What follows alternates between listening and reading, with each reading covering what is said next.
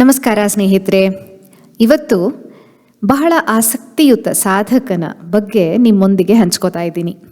ಎಂದಿನಂತೆ ವಿಷಯದ ಪೀಠಿಕೆಗೆ ನಿಮ್ಮನ್ನು ಪ್ರಶ್ನೆ ಕೇಳೋದು ನನ್ನ ಎಂದಿನ ವಾಡಿಕೆ. ಇವತ್ತು ಕೂಡ ನನ್ನ ಪೀಠಿಕೆ ಪ್ರಶ್ನೆಯಿಂದಲೇ ಪ್ರಾರಂಭ ಆಗತ್ತೆ. 95% ಅಂದರೆ 95% ಬಹುಶಃ ನೀವು ಈ ಆಡಿಯೋನ ನಿಮ್ಮ ಮೊಬೈಲ್ ಫೋನ್ನಿಂದಲೇ ಕೇಳ್ತಾ ಇರ್ತೀರ. ಇದು ನಮ್ಮ ಎಂದಿನ ಚಟುವಟಿಕೆ. ಮೊಬೈಲ್ ಫೋನ್ ಇವತ್ತಿಗೆ ನಮ್ಮ ಮೂಲಭೂತ ಅಗತ್ಯ ಅಂತ ಅನ್ನಿಸ್ಕೊಂಡಿದೆ. ಭಾರತದಲ್ಲಿ ಫೋನ್ನ ಇತಿಹಾಸ ಹೇಗೆ ಬೆಳೆದು ಬಂತು ಅಂತ ಯಾವಾಗಲಾದರೂ ನೀವು ಯೋಚನೆ ಮಾಡಿದ್ದೀರಾ? ನಿಮಗೆ ಬಹುಶಃ 30-40 ವರ್ಷಗಳಾಗಿದ್ದರೆ ಅಥವಾ ಅದಕ್ಕಿಂತ ಹಿರಿಯರಿದ್ದರೆ ಲ್ಯಾಂಡ್ಲೈನ್ ಹೇಗಿತ್ತು, PCO, ಕಾರ್ಡ್ಲೆಸ್, ಕೀಪ್ಯಾಡ್ ಇದ್ದಂತಹ ಮೊಬೈಲ್ ಹೇಗಿತ್ತು, ಪೇಜರ್, ಸ್ಮಾರ್ಟ್ಫೋನ್, ಇಂಟರ್ನೆಟ್ ಇವೆಲ್ಲ ಟೆಲಿಕಮ್ಯುನಿಕೇಷನ್ ಎನ್ನುವ ಕ್ಷೇತ್ರಕ್ಕೆ ಸೇರುತ್ತೆ. 1970ರ ಈಚೆಗೆ ಭಾರತದಲ್ಲಿ ಟೆಲಿಕಾಂ ಕ್ಷೇತ್ರ ಒಂದು ಕ್ರಾಂತಿಯನ್ನೇ ಕಂಡಿದೆ. ಪ್ರತಿ ದಶಕದಲ್ಲೂ ಅಪಾರ ಅಭಿವೃದ್ಧಿ ಹೊಂದುತ್ತಾ ಬೆಳೆದು ಇವತ್ತಿಗೂ ಬೆಳವಣಿಗೆ ವರ್ಧಿಸುತ್ತಲೇ ಇದೆ. ಟೆಲಿಕಾಂ ಕ್ಷೇತ್ರದಲ್ಲಿ ಅಪಾರ ಸೇವೆ ಸಲ್ಲಿಸಿ ಸರ್ಕಾರದೊಂದಿಗೆ ಕೈಜೋಡಿಸಿ ಸಲಹೆಗಾರರಾಗಿಯೂ ಕೆಲಸ ಮಾಡಿ ಸೇವೆ ಸಲ್ಲಿಸಿದವರು ಹಾಗೂ ಭಾರತದ ಟೆಲಿಕಾಂ ಪಿತಾಮಹ ಎಂದಲೇ ಪ್ರಸಿದ್ಧಿ ಹೊಂದಿದವರು Sam Pitroda. Father of information technology and telecom revolution of India, digital ಇಂಡಿಯಾದ ಹರಿಕಾರ ಇವರು ಅಂತ ಕೂಡ ಇವರನ್ನ ಪ್ರಶಂಸಿಸಲಾಗತ್ತೆ. ದೇಶ ಕಟ್ಟಿದ ದಿಗ್ಗಜರು ಮಾಲಿಕೆಯಲ್ಲಿ ಟೆಲಿಕಮ್ಯುನಿಕೇಷನ್ ಎನ್ನುವ ಒಂದು ಸೆಕ್ಟರ್ ಅಥವಾ ಡೊಮೇನ್ನ ಬಗ್ಗೆ ನಾವು ದೇಶದ ಏಳಿಗೆಯತ್ತ ಹೇಗೆ ಯಾರು ಯಾವ ರೀತಿ ನಡೆಸ್ಕೊಂಡು ಹೋದರು ಅಂತ ಇವತ್ತು ನಿಮ್ಮೊಂದಿಗೆ ಹಂಚ್ಕೊಳ್ಳಿಕ್ಕೆ ಕೂತಿದ್ದೀನಿ. ಕೆಲವೇ ವಾಕ್ಯಗಳಲ್ಲಿ ಇವರ ಕೊಡುಗೆಗಳನ್ನು ಹೇಳಬೇಕು ಅಂದರೆ, ಭಾರತದ ಟೆಲಿಕಾಂ ಮೂಲಸೌಕರ್ಯವನ್ನು ಆಧುನೀಕರಿಸುವಲ್ಲಿ ಪ್ರಮುಖ ಪಾತ್ರ ವಹಿಸಿ ಮೊಬೈಲ್ ಮತ್ತು ಇಂಟರ್ನೆಟ್ ಕ್ರಾಂತಿಗೆ ಅಡಿಪಾಯ ಹಾಕಿದವರು ಇವರು. ಭಾರತದ ಟೆಲಿಕಾಂ ಕಮಿಷನ್ನ ಸ್ಥಾಪಕ ಅಧ್ಯಕ್ಷರಾಗಿ 1987ರ ಸಮಯದಲ್ಲಿ ರಾಜೀವ್ ಗಾಂಧಿ ಅವರಿಗೆ ತಾಂತ್ರಿಕ ಸಲಹೆಗಾರರಾಗಿ 6 ಕ್ಷೇತ್ರಗಳು ಅಂದರೆ ಟೆಲಿಕಾಂ, ನೀರಾವರಿ, ಸಾಕ್ಷರತೆ, ಪ್ರತಿರಕ್ಷಣೆ, ಡೈರಿ ವಿಜ್ಞಾನ ಮತ್ತು ಎಣ್ಣೆಕಾಳುಗಳ ಉತ್ಪಾದನೆ ಮತ್ತು ಸಂರಕ್ಷಣೆ ಇವೆಲ್ಲ ಕ್ಷೇತ್ರಗಳ ಮುಖ್ಯಸ್ಥರಾಗಿ ಸೇವೆ ಸಲ್ಲಿಸಿ ಪ್ರಮುಖವಾಗಿ ಟೆಲಿಕಾಂ ಮತ್ತು ಡಿಜಿಟಲ್ ಇಂಡಿಯಾಗೆ ನಾಂದಿ ಹಾಡಿದವರು ಸ್ಯಾಮ್ ಪಿತ್ರೋಡಾ. ಇವತ್ತಿಗೆ ಮೊಬೈಲ್ ಫೋನ್ ನಮ್ಮೆಲ್ಲರ ಮೂಲಭೂತ ಅಗತ್ಯ. ಇದನ್ನು ಸಾಧ್ಯ ಮಾಡಿದ ದಿಗ್ಗಜ ದೇಶ ಕಟ್ಟುವಲ್ಲಿ ಬಹಳಷ್ಟು ಶ್ರಮಿಸಿದ್ದಾರೆ. ಇನ್ನು ಇವರ ಇಡೀ ಸಾಧನೆಯ ಗಾಥೆ ಕೇಳೋಣ ಬನ್ನಿ. ಮುಂದುವರಿಯುವ ಮುನ್ನ ನನ್ನ ಎಂದಿನ ಭಿನ್ನಹ ಚಾನಲ್ಗೆ ಸಬ್ಸ್ಕ್ರೈಬ್ ಮಾಡಿಲ್ಲ ಅಂದರೆ ದಯವಿಟ್ಟು ಮಾಡಿದರೆ ನನ್ನ ಕಳಕಳಿಯ ಧನ್ಯವಾದಗಳು. ಮಾಡಿಲ್ಲ ಅಂದರೆ ದಯವಿಟ್ಟು ಸಬ್ಸ್ಕ್ರೈಬ್ ಮಾಡಿ, ನಿಮ್ಮ ಆಪ್ತರಿಗೆ, ಸ್ನೇಹಿತರಿಗೆ ಹಂಚ್ಕೊಳ್ಳಿ, ಮಕ್ಕಳಿಗೆ ಇವರ ಬಗ್ಗೆ ಹೇಳುವಂಥವರಾಗಿ. ಇನ್ನು ಸ್ಯಾಮ್ ಪಿತ್ರೋಡಾ ಅವರ ಜೀವನಗಾಥೆ, ಸಾಧನೆ ನಿಮ್ಮ ಮುಂದೆ.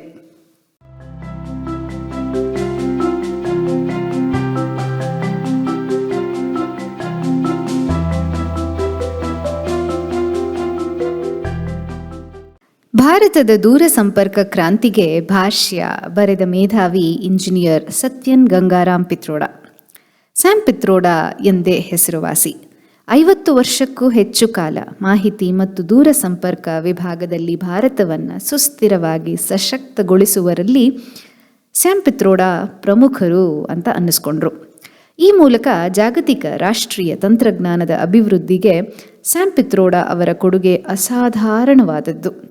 40 ವರ್ಷಗಳ ಹಿಂದೆ ದೂರಸಂಪರ್ಕ ವ್ಯವಸ್ಥೆಯ ತಂತ್ರಜ್ಞಾನದಲ್ಲಿ ಭಾರತದ ಪ್ರಗತಿ ಬಹಳ ಅಷ್ಟೇನೂ ಪ್ರಗತಿದಾಯಕವಾಗಿ ಇರಲಿಲ್ಲ. ಇಂತಹ ಸಂದರ್ಭದಲ್ಲಿ ರಾಷ್ಟ್ರದ ಅಭಿವೃದ್ಧಿಯನ್ನು ತಾಂತ್ರಿಕವಾಗಿ ಜಾಗತಿಕ ಮಟ್ಟದಲ್ಲಿ ಬಲಗೊಳಿಸಿದ ಸ್ಯಾಮ್ ಪಿತ್ರೋಡಾ ಅವರ ಸಾಧನೆ ಮನನೀಯವಾದದ್ದು. ಟೆಲಿಸಂಪರ್ಕ ವಿಭಾಗದಲ್ಲಿ ಆಧುನಿಕ ತಂತ್ರಜ್ಞಾನ ಯಂತ್ರಗಳ ಸ್ಥಾಪನೆಯಲ್ಲಿ ಮಹತ್ವದ ಪಾತ್ರ ವಹಿಸಿದ ಸ್ಯಾಮ್ ಪಿತ್ರೋಡಾ ಅವರು ಭಾರತದ ಟೆಲಿಕಾಂ ಆಯೋಗದ ಪ್ರಪ್ರಥಮ ಸಂಸ್ಥಾಪಕ ಅಧ್ಯಕ್ಷರೂ ಸಹ ಆಗಿದ್ದರು. ದೂರಸಂಪರ್ಕ ಇಲಾಖೆಯ ಇಡೀ ರೂಪುರೇಷು ಹೊಸ ದಿಕ್ಕು ಕಲ್ಪಿಸಿದ ಸ್ಯಾಮ್ ಪಿತ್ರೋಡಾ ಅವರು ಅದುವರೆಗೂ ಚಾಲ್ತಿಯಲ್ಲಿದ್ದ ಸಿದ್ಧಾಂತಗಳನ್ನೇ ಬುಡಮೇಲು ಮಾಡಿ ದೂರಸಂಪರ್ಕದ ಮಹೋನ್ನತಿಗೆ ಕಾರಣರಾದವರು. ಭಾರತಕ್ಕೆ ಸ್ಯಾಮ್ ಪಿತ್ರೋಡಾ ಅವರ ಒತ್ತಾಸೆಯಿಂದ ಆದ ಇನ್ನೊಂದು ಕೊಡುಗೆ ಅಂದರೆ ಜ್ಞಾನ ಆಯೋಗದ ರಚನೆ.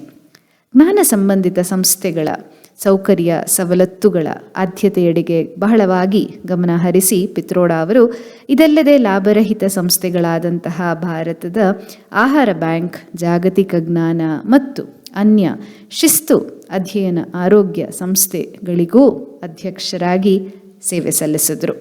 ಸ್ಯಾಮ್ ಪಿತ್ರೋಡಾ 1942 ಮೇ 4 ಒರಿಸ್ಸಾದ ಟಿಟ್ಲಾಗರ್ ಎಂಬಲ್ಲಿ ಜನಿಸಿದರು. ಪಿತ್ರೋಡಾ ಅವರ ಪೂರ್ವಜರು ಮೂಲತಃ ಗುಜರಾತ್ನ ಸುರೇಂದ್ರನಗರ ಜಿಲ್ಲೆಯವರು.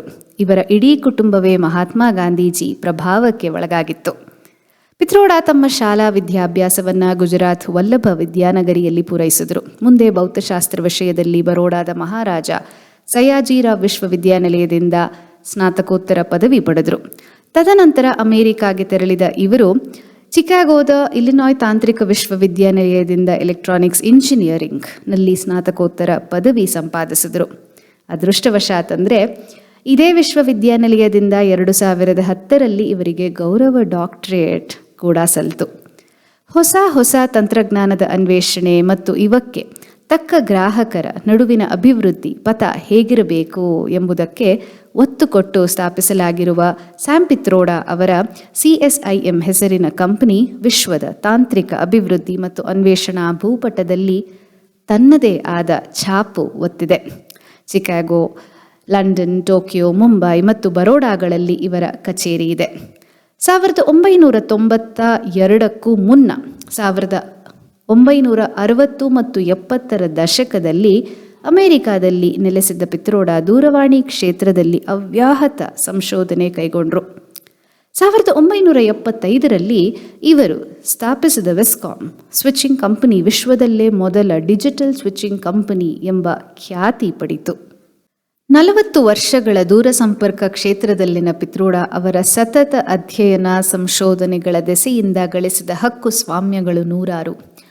ಹಕ್ಕು ಸ್ವಾಮ್ಯ ಅಂದರೆ ಪೇಟೆಂಟ್ಗಳು. ಅವರ ರಿಸರ್ಚ್ನಿಂದ ಬಂದಂಥ ಪೇಟೆಂಟ್ಗಳು ನೂರಾರು ಸ್ಯಾಮ್ ಪಿತ್ರೋಡಾ ಅವರಿಗೆ. ಪರಿಶೋಧನೆಯ ಕೂಸಾಗಿರುವ ಮೊಬೈಲ್ ಫೋನುಗಳು, ವಹಿವಾಟು ತಂತ್ರಜ್ಞಾನ, ಅದರ ಅಭಿವೃದ್ಧಿ, ಹೊಂದುತ್ತಿರುವ ದೂರಸಂಪರ್ಕ ಮಾರುಕಟ್ಟೆಯ ಮಹತ್ವಾಕಾಂಕ್ಷೆಯ ಸಾಧನೆ ಇವೆಲ್ಲ ಇವರಿಗೆ ಸಲ್ಲತಕ್ಕದ್ದು. ಇದು ಇವರ ಹಕ್ಕು ಸ್ವಾಮ್ಯಗಳಲ್ಲಿ ಒಂದು. ಸ್ಯಾಮ್ ಪಿತ್ರೋಡಾ 1984ರಲ್ಲಿ ಅಂದಿನ ಪ್ರಧಾನಿ ಇಂದಿರಾ ಗಾಂಧಿ ಅವರ ಅಪೇಕ್ಷೆಯ ಮೇರೆಗೆ ಭಾರತಕ್ಕೆ ಆಗಮಿಸಿ ಕೇಂದ್ರವನ್ನು ಆರಂಭ ಮಾಡಿದರು. ದೂರವಾಣಿ ಕ್ಷೇತ್ರದ ಸ್ವಾಯತ್ತ ಸಂಶೋಧನಾ ಮತ್ತು ಅಭಿವೃದ್ಧಿ ಸಂಸ್ಥೆಯನ್ನು ಹುಟ್ಟುಹಾಕಿದರು. ಪಿತ್ರೋಡಾ 1987ರಲ್ಲಿ ಅಂದಿನ ಪ್ರಧಾನಿ ರಾಜೀವ್ ಗಾಂಧಿ ಅವರಿಗೆ ಸಲಹೆಗಾರರಾಗಿ ಕಾರ್ಯನಿರ್ವಹಣೆ ಮಾಡಿದರು. ಕಂಪ್ಯೂಟರ್ ಮತ್ತು ಮಾಹಿತಿ ತಂತ್ರಜ್ಞಾನ ಬೆಳವಣಿಗೆಗೆ ವಿಶಿಷ್ಟ ಮಾರ್ಗದರ್ಶಿ ಸೂತ್ರಗಳನ್ನು ರೂಪಿಸಿಕೊಟ್ರು.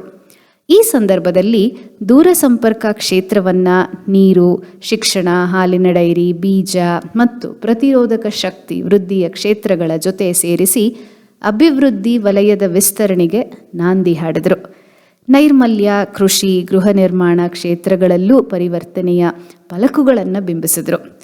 ಟೆಲಿಕಾಂ ಆಯೋಗದ ಸಂಸ್ಥಾಪಕರು ಆಗಿದ್ದ ಇವರು ಈ ಆಯೋಗದ ಮೊದಲ ಅಧ್ಯಕ್ಷರೂ ಆಗಿ ಕಾರ್ಯನಿರ್ವಹಿಸಿದರು. ಮುಂದೆ ಪ್ರಧಾನಿ ಡಾಕ್ಟರ್ ಮನಮೋಹನ್ ಸಿಂಗ್ ಅವರಿಗೆ ಸಲಹೆಗಾರರಾಗಿದ್ದ ಸ್ಯಾಮ್ ಪಿತ್ರೋಡಾ ಸಂಪುಟ ದರ್ಜೆ ಸ್ಥಾನಮಾನದ ಹುದ್ದೆಯಲ್ಲಿ ಕಾರ್ಯನಿರ್ವಹಣೆ ಮಾಡಿದರು. ಸಾರ್ವಜನಿಕ ಮಾಹಿತಿ ಮೂಲಸೌಕರ್ಯ ಮತ್ತು ಅನ್ವೇಷಣಾ ವಲಯ ಅವರ ಹುದ್ದೆಯ ಕಾರ್ಯವ್ಯಾಪ್ತಿಯಲ್ಲಿತ್ತು. ಸ್ಯಾಮ್ ಪಿತ್ರೋಡಾ 2005ರಿಂದ 2008ರಲ್ಲಿ ಜ್ಞಾನ ಆಯೋಗದ ಅಧ್ಯಕ್ಷರಾಗಿ ಕಾರ್ಯನಿರ್ವಹಿಸಿದರು. ಜ್ಞಾನ ಆಯೋಗದ ಅಧ್ಯಕ್ಷರಾಗಿದ್ದಾಗ ದೇಶದ ಶೈಕ್ಷಣಿಕ ಕ್ಷೇತ್ರದಲ್ಲಿ ಮತ್ತು ಇದಕ್ಕೆ ಸಂಬಂಧಿಸಿದ ಸಂಸ್ಥೆಗಳಲ್ಲಿ ಮೂಲಸೌಕರ್ಯ ಹೇಗಿರಬೇಕು ಎಂಬ ವ್ಯಾಪಕ ಕಲ್ಪನೆಯನ್ನು ದಕ್ಕಿಸಿಕೊಟ್ರು. 2009ರ ಅಕ್ಟೋಬರ್ ತಿಂಗಳಿನಲ್ಲಿ ಭಾರತ ಸರ್ಕಾರ ಇವರನ್ನು ಭಾರತೀಯ ರೈಲ್ವೆ ಇಲಾಖೆಯ ಮಾಹಿತಿ ಸಂಪರ್ಕ ತಂತ್ರಜ್ಞಾನ ಅಭಿವೃದ್ಧಿಯ ತಜ್ಞ ಸಮಿತಿಗೆ ಮುಖ್ಯಸ್ಥರನ್ನಾಗಿ ನೇಮಿಸಿತು.